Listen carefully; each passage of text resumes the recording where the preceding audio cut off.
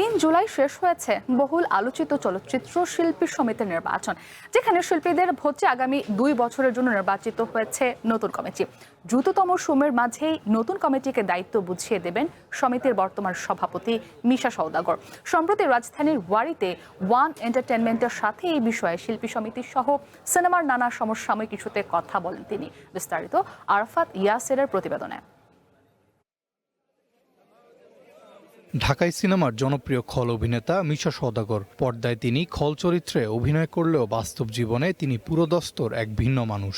সাংগঠনিক দক্ষতার পরিচয় রেখেছেন চলচ্চিত্র শিল্পীদের সমিতির নেতৃত্ব দিয়েও। নতুন রূপে নতুন স্বাদে বাজারে এসেছে হকের সুগার ফ্রি ডাইজেস্টিভ বিস্কুট। হক ফুড ইন্ডাস্ট্রিজ লিমিটেড।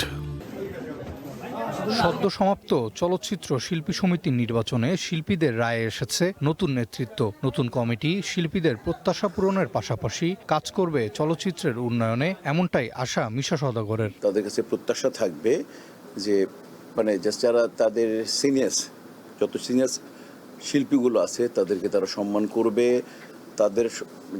তাদের সমসাময়িক তাদেরকে তারা ভালোবাসবে এবং তাদের জুনিয়র তাদেরকে তারা স্নেহ করবে।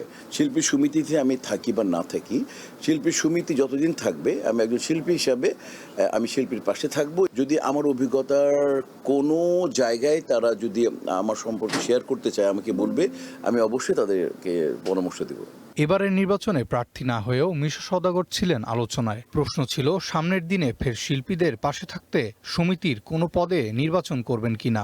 জবাবে স্বভাবসুলভ ভঙ্গিতেই জবাব দিয়েছেন চলচ্চিত্রের এই জাত অভিনেতা। তরুণ প্রজন্মকে সুযোগ দেওয়া উচিত, নতুন নেতৃত্ব টেস্ট বোঝা উচিত। ওই জায়গা থেকেই এইবার ইনশাল্লাহ নির্বাচন আমি করি নাই।